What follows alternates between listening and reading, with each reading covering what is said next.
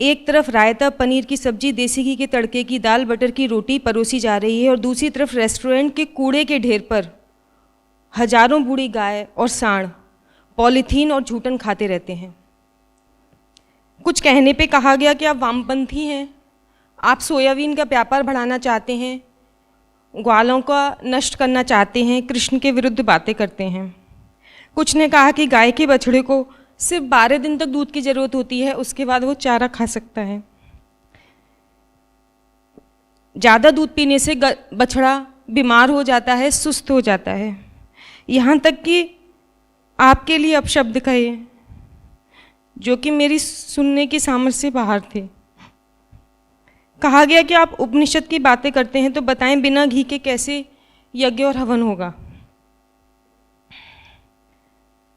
आचार्य जी, चारों तरफ मथुरा में और ब्रज क्षेत्र में इस तरह दूध को लिया जा रहा है और गाय भैंसों का जो शोषण हो रहा है, और कोई भी कुछ भी सुनने समझने को तैयार नहीं है। तो इस पर थोड़ा मार्गदर्शन करें कि कैसे मैं अपनी बात को उन लोगों से कहूँ। धन्यवाद। माँ का दूध पीने में क्या बुराई हो सकती है? बिल्कुल कुछ नहीं। गाय अगर माँ है तो बिल्कुल उसका दूध पीजिए, और अगर उसका दूध पी रहे हैं तो उसको बिल्कुल वैसा ही व्यवहार और स्थान दीजिए जो माँ को दिया जाता है। श्री कृष्ण का जो संबंध था गाय से, अगर श्री कृष्ण के नाम पर दूध पीना चाहते हैं तो वही संबंध रखिए। ईमानदारी से दिल पर हाथ रखकर बताइए, आपका क्या संबंध है उस गाय से या भैंस से जिसका आप दूध पी रहे हैं? उसकी शक्ल भी देखी है आपने? कह रहे हैं माँ है, माँ की शक्ल भी नहीं देखी आज तक।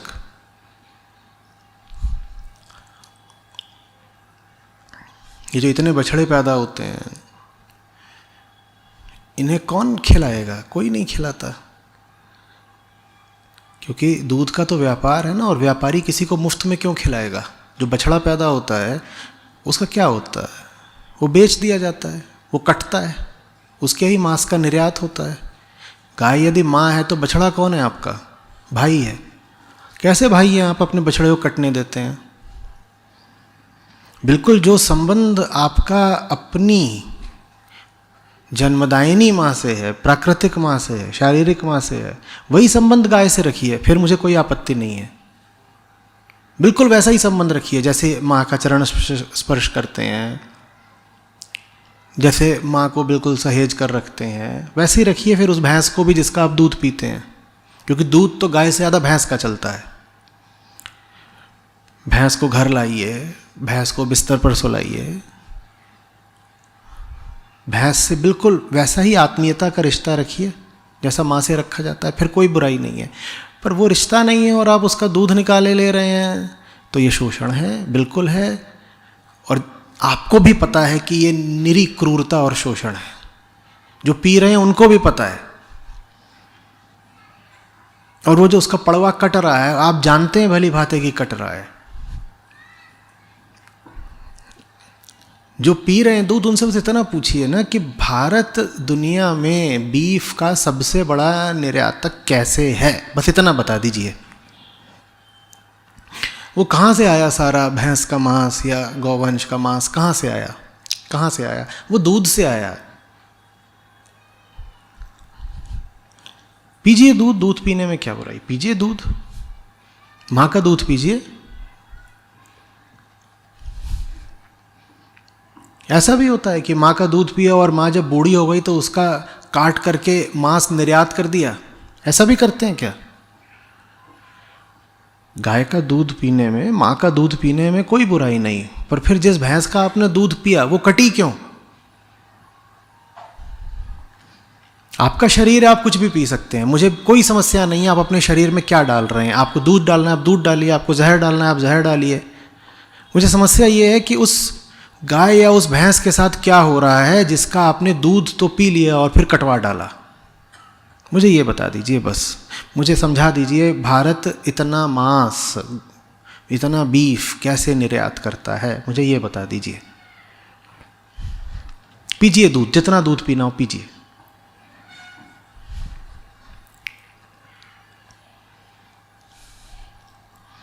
बस वो सब कुछ आपकी आंखों के सामने नहीं होता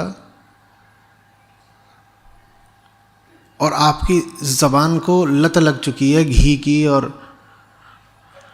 दूध दही रायते की, तो आप कितने झूठे झूठे और बेईमानी भरे तर्क देते हैं। दुनिया में कोई जीव, कोई स्तनधारी ऐसा है जो अतिरिक्त दूध पैदा करता हो? कोई है ऐसा? बस भैंस और गाय ही ऐसी हो जाएंगी कि उनके बच्चों को जितना चाहिए उससे 20 गुना अधिक दूध पैदा करेंगी। ऊंटनी ऐसा नहीं करती, शेरनी ऐसा नहीं करती, गधी ऐसा नहीं करती, कोई स्तनधारी ऐसा नहीं करता। मनुष्यों में भी स्त्रियां ऐसा नहीं करती। बस एक विशेष प्रजाति है गाय भैंस की जो ऐसा करेगी कि जितना बछड़े को चाहिए उससे 10 गुना ज्यादा पैदा करती है वो। और क्या तर्क निकाला है कि ज्यादा दूध पी लेगा तो बीमार हो जाएगा ना, क्योंकि गाय का दूध तो इंसान के लिए है, गाय का दूध बछड़े के लिए थोड़ी है।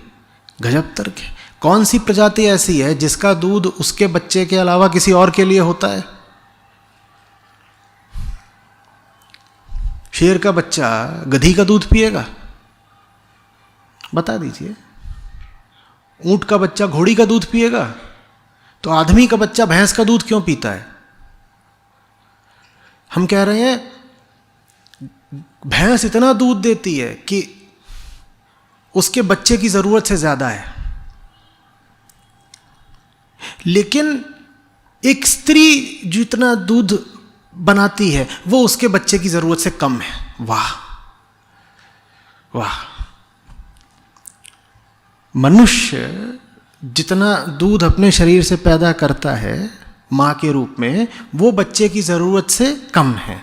अच्छा, तभी तो हमें और पीना है। लेकिन भैंस जितना दूध पैदा करती है वो बच्चे की जरूरत से बहुत ज्यादा है। गजब तर्क दिया है भाई। बेईमानी में पीएचडी कर रहे हो। आचार्य जी वो ये कहते हैं कि हजारों साल से मनुष्य दूध पी रहा है, तो क्या हमारे हजारों साल से क्या, लाखों साल तक मनुष्य बिना चड्डी पहने घूमता था। तो मनुष्य की विकास यात्रा पता है ना कितनी लंबी है। वस्त्र पहनना तो हमने अभी शुरू किया है, कल परसों, विकास यात्रा के संबंध में। दूध पीने वाली बात में ये तर्क कहां से आ गया? हजारों साल कितना होता है? कुछ नहीं होता। हमारी विकास यात्रा करोड़ों साल पुरानी है। हम पहले निर्वस्त्र घूमते थे, भाषा भी नहीं थी। अगर इतिहास का ही हवाला देना है तो तब तो मोबाइल फोन भी नहीं था, उसको ही मत इस्तेमाल करो।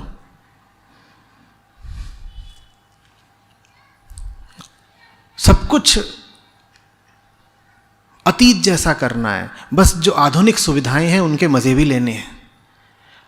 और जब अपने स्वार्थ पर आंच आए तो इतिहास को प्रमाण बना लेना है। हजारों साल तक छोड़ दो, अभी 100 साल पहले ही मथुरा में बिजली भी नहीं थी। तुम ये कहां पंखा उंखा चला के बैठ गए? एसी लगा रहे हो, बंद करो। मथुरा वृंदावन में बिजली का क्या काम? वहां जब ग्वाले ग्वालन घूमते थे तो ट्विटर और फेसबुक चलाते थे और बिजली होती थी और पंखे होते थे और टीवी देखते थे। बंद करो ये टीवी वगैरह सब। क्यों व्यर्थ के कुतर्क, बेकार की बात। किसी से कुछ लेने का अधिकार तब होता है जब उसे समुचित अनुपात में दें भी। माता और शिशु का संबंध बहुत विशेष होता है। शिशु ले सकता है मां से, आप भी ले लीजिए गाय से, पर फिर ईमानदारी से उसको मां का स्थान दीजिए, दे दीजिए। बिल्कुल वैसे ही जैसा आप अपनी मां को देते हैं, वही स्थान फिर गाय को दीजिए, फिर पी लीजिए उसका दूध। फिर बछड़े को भाई मानिएगा बिल्कुल बराबर का।